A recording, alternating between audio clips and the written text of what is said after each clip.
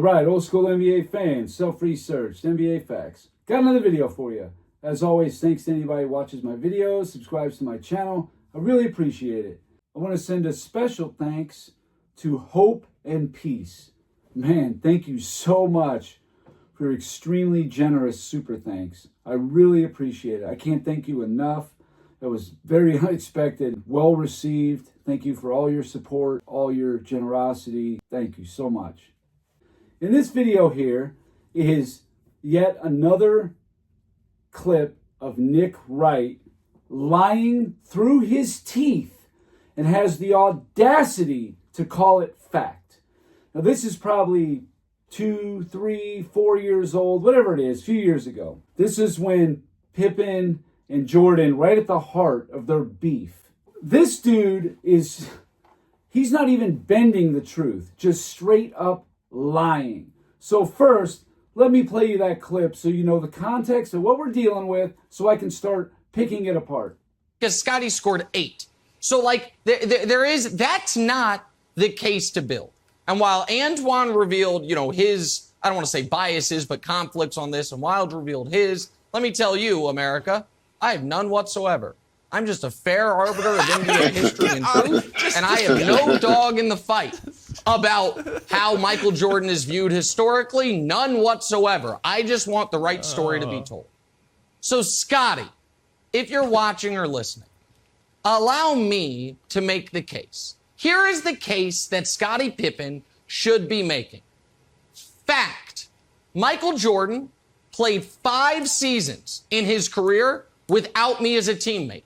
He was under 500 all 5 seasons. A combined record of 182 and 228. Fact, Michael Jordan went to the playoffs 3 times without me. Was 1-9, not in series, but in playoff games before I walked through that door. All right, so you heard Nick Wright and all his BS. Well, let me just break this down year by year real quick, and then I'm going to really rip this to shreds. So Jordan's rookie year, 1985, they were 38 and 44. Now people are like, oh man, they didn't do very good. They don't know the context of what the NBA, the East, was like during that time. Then they would fully understand. Well, in the East, the Bulls had 3 really tough teams to deal with. Boston was 63 and 19. The Bulls went 2 and 4 against them. Against Milwaukee, who was 59 and 23, the Bulls were 3 and 3. And against Philly, who was 58 and 24, the Bulls were 0 and 5. Against the West, the Bulls were 14 and 10. So they actually did okay. Versus the rest of the NBA, the Bulls were 33 and 32. Not counting those 3 teams. So they're over 500. They didn't have to play Boston, Milwaukee, Philly 6 times each. These are, great teams. In 1985, the East had 7 of the 10 All-NBA players in it. So that's easily the stronger conference. No doubt about it. The Bulls in 1985 had the worst defensive rating in the East. They were 11th out of 11 teams in the East. That's the worst defensive team in the East. And obviously one player cannot affect a team's defense that much.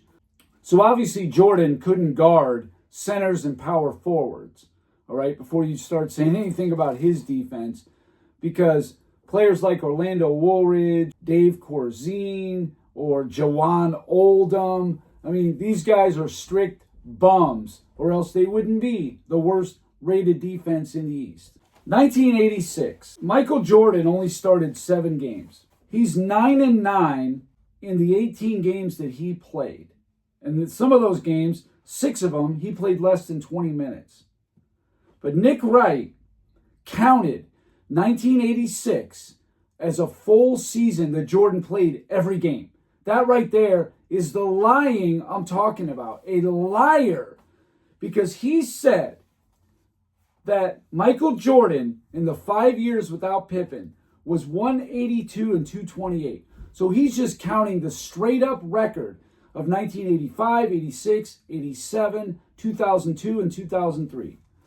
Well, the truth is, yes, 85, the Bulls were 38 and 44. That's a fact. In 87, they were 40 and 42. That's a fact.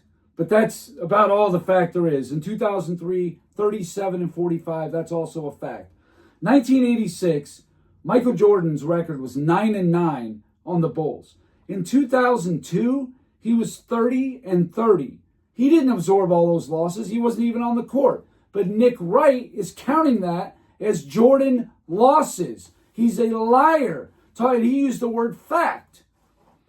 The real number is, in the 5 seasons without Scottie Pippen, that would be the 3 years on a horrible defense, whatever. And the 2 years when Jordan was an old man, hurt his knee. They were 154 and 170. That's 16 games under 500. He's saying Jordan was 46 games under 500. That's a far stretch from the truth. This dude just a straight up liar. Now let's look at 1987. The Bulls were 40 and 42, right? Well, there was 3 50-win teams in the Central Division that they had to play 6 times each. Atlanta, 57 and 25.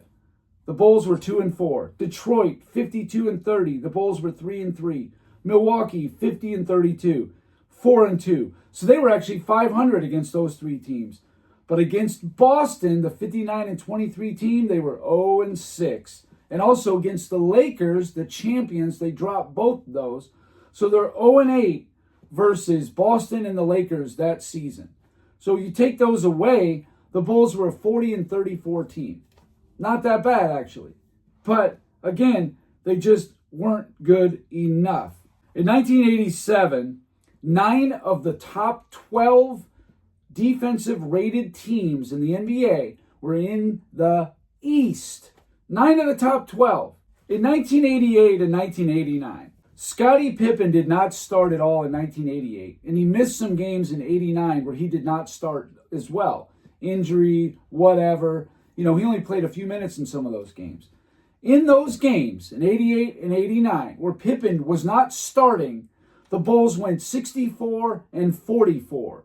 So Pippen really didn't have anything to do with those games. A little bit of bench help or whatever for stretches, whatever you want to call it. In 1987, the Bulls had the 11th ranked offense and the 10th ranked defense. 1989, here comes Pippen walking through that door, as Nick Wright says. He improved them so much. You know what they were? They had the 11th ranked offense and the 10th ranked defense with Pippen as a starter. The exact same as 1987. So what changed? What changed was the schedule started to loosen up a little bit. You know what I'm saying? These people, they only play these teams 5 times a year. They will lie to your face, give you no context, and it's ridiculous. And here's something here, throw out you. 1989, Scottie Pippen, right? You heard what Nick Wright said before he walked through that door. Scottie Pippen in 1989, in 73 games that he played, I think he started like 56 or whatever it was, he had 10 games where he scored 20 plus point per game. Larry Hughes on Cleveland in 2006, and you can play the same game with LeBron as you do with Jordan, who missed the playoffs his first 2 years. Larry Hughes comes walking through the door. He played 36 games, that's it, for Cleveland in 2006. He had 11 games of 20 plus points per game. So if Pippen meant that much to the Bulls, then Larry Hughes meant just as much, if not more, to Cleveland, which the truth is always not going to be on Nick Wright's side. This guy will lie, twist, omit, you name it, anything to make Jordan look bad. And the fact is, the Bulls were not a very good team. They just weren't those first 3 years. Now, LeBron fans will tell you in the finals, oh, look at his numbers. It wasn't his fault they lost. Well, you could do the same thing with Michael Jordan. Look at his numbers. The Bulls lost because the team was just outmatched. I've done so many videos on this before. So many people just don't get it. They don't want to get it. They'd rather listen to Nick Wright and go with anything that makes Michael Jordan look bad. I mean, this dude is a joke. Going in there talking about how, oh, Jordan was 182 and 228. I mean, are we kidding? That is just a flat out lie. Jordan wasn't even on the team in 86, and he counted the whole thing.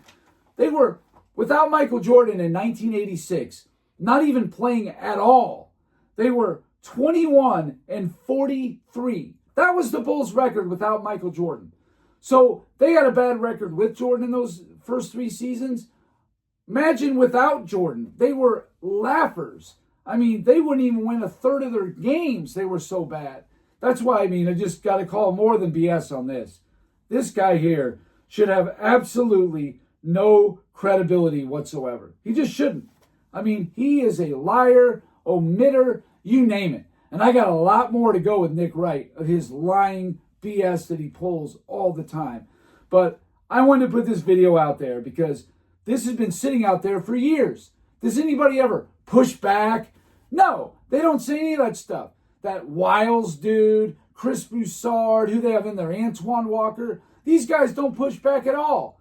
You know, that apparently that's the YouTube content creator's job now, is to give the truth, rebut all Nick Wright's lies, flat out liar. And I got another one on that same clip. I'm going to do a video on it. It's a different subject, but he does not put things in the proper context. On this video, he lied.